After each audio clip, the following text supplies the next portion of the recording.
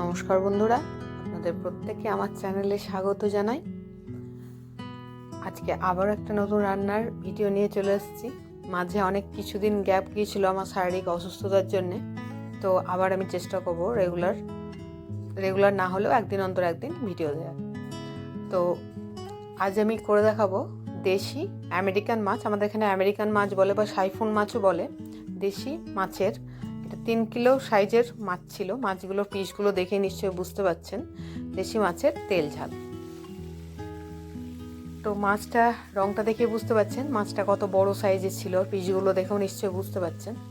তো এইরকম মাছের যদি তেল ঝাল করে খাওয়া হয় তাহলে কিন্তু অসম্ভব টেস্টি হয়, অসম্ভব সুন্দর হয় খেতে সেই রান্নাটা। তো আজ আমি সেই রেসিপি আপনাদের সঙ্গে শেয়ার করছি। প্রথমেই আমি মাছগুলোকে ভেজে নেব। তো নুন হলুদ আমি আগেই মাখিয়ে রেখেছিলাম মাছগুলোকে। তো নুন হলুদ মাখিয়ে রেখে এবার আমি মাছগুলোকে আস্তে আস্তে ভেজে নিলাম। দেখুন, আর খুব বেশি কড়া করে ভাজলে কিন্তু হবে না, তেল ঝাল খেতে ভালো লাগে না। মিডিয়াম সাইজে ভাজতে হবে, খুব কাঁচাও যেন না থাকে এবং খুব কড়াও যেন না হয়ে যায়, এইভাবেই কিন্তু মাছটা ভাজতে হবে। তো মাছগুলো আমার সব ভাজা হয়ে গেছে। এবার যে তেল ছিল সেই তেলেই আমি আজকে তেল ঝালে কিন্তু কিছুটা রসুন থেতো করে রেখেছিলাম, সেইটা দিলাম, আমি ব্যবহার করেছি। তো রসুন যদি আপনারা কেউ না খেতে চান তাহলে কিন্তু এটা স্কিপ করতে পারেন, কিন্তু রসুনটা দিলে কিন্তু স্বাদটা কিন্তু খুব ভালো হয়। আর পেঁয়াজটাও আমি আজকে থেতো করে কুচি করে দিইনি, থেতো করেই রেখেছিলাম।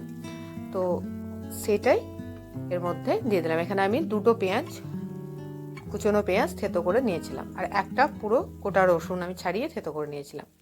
তো এগুলোকে এবার আমি প্রথমে ভালো করে ভেজে নেব।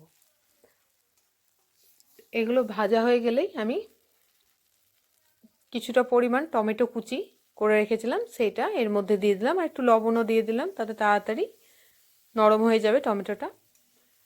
এবার টমেটোটা নরম হতে থাক। নরম হয়ে গেলেই আমি এটা নাড়তে নাড়তেই নরম হয়ে যাবে। তো সর্ষে আর পোস্ত আর 2টো শুকনো লঙ্কা আমি পেস্ট করে রেখেছিলাম। এখানে 1 টেবিল স্পুন মতন সর্ষে নিয়েছিলাম, আর 1 টেবিল স্পুন মতন পোস্ত নিয়েছিলাম, আর 2টো শুকনো লঙ্কা আমি এখানে পেস্ট করে রেখেছিলাম। তো সেইটাই আমি এখানে দিয়ে দিলাম। দিয়ে এটাকে 2 মিনিট মতন একটু কষিয়ে নিতে হবে। বেশিক্ষণ কিন্তু কষালে হবে না, তাহলে সর্ষেটা তেতো হয়ে যাওয়ার ভয় থাকে। তো 2 মিনিট মতন কষিয়ে নিয়েই তাতে একটু অল্প পরিমাণ হলুদ দিয়ে দিলাম। দিয়ে এবার যে বাটিটাতে আমি পোস্ত আর সর্ষেটা বেটেছিলাম সেই বাটিটা ধুয়েই জল আমি এর মধ্যে দিয়ে দেব। তো এবার কষানোটা প্রায় হয়েই আসছে। এবার এই জলটা শুকিয়ে এলেই আমি কিন্তু আমার মশলাটা আর কি কষানো কমপ্লিট হয়ে যাবে। এই রান্নাটা করা অত্যন্ত সোজা, অত্যন্ত সহজ, অনেকেই জানে। তো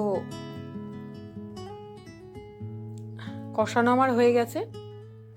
এবার আমি এটাতে পরিমাণ মতন জল দিয়ে দিলাম। তো আপনারা আপনাদের হিসেব মতন জলটা দেবেন, কারণ জলটা আমি খুব বেশি ঝোল রাখবো না, তার জন্য সেই হিসাব করে জল দিয়েছি। আর এখানে 3টে কাঁচা লঙ্কা আমি চিড়ে রেখেছিলাম, সেটা দিয়ে দিলাম, আর স্বাদ মতো লবণ এখানে আমি দিয়ে দিলাম। এবার ঝোলটা কিছুক্ষণ ফুটে আসলেই আমি মাছগুলো এর মধ্যে দিয়ে দেব। মাছগুলো দিয়ে ধনেপাতা ছড়িয়ে 3-4 মিনিট মতন ফুটিয়ে নিলেই আমার রান্না রেডি হয়ে যাবে। তো একে একে দেখুন মাছগুলো আমি দিয়ে দিচ্ছি। তো মাছগুলো দিয়ে 3 থেকে 4 মিনিট মতন ফোটাবো। ফোটানো হয়ে গেলে আমি ধনেপাতা ছড়িয়ে এটা ঝোলটা আর কি নামিয়ে নেব। মাছের তেল ঝাল আমার রেডি হয়ে যাবে। তো দেখুন 3-4 মিনিট মতন ফোটানো হয়ে গেছে, আমি ধনেপাতা ছড়িয়ে দিলাম। এবার ধনেপাতাগুলো ছড়িয়ে দিই, এবার আমি কিন্তু রান্না আমার শেষ। এবার আমি মাছটা নামিয়ে নেব। তো দেখতেই পেলেন কতটা সোজা রান্না করাটা, এবং খেতেও অত্যন্ত টেস্টি। যদি মাছটা হয় এরকম বড় সাইজের পাকা মাছ হয় একদম, তাহলে কিন্তু রান্নাটা আরও সুস্বাদু হবে। তো আপনারাও বাড়িতে ভালো লাগলে ট্রাই করে দেখবেন, অবশ্যই দেখবেন ভালো লাগবে। তো কেমন লাগলো বন্ধুরা ভিডিওটা অবশ্যই কমেন্টের মাধ্যমে জানাবেন।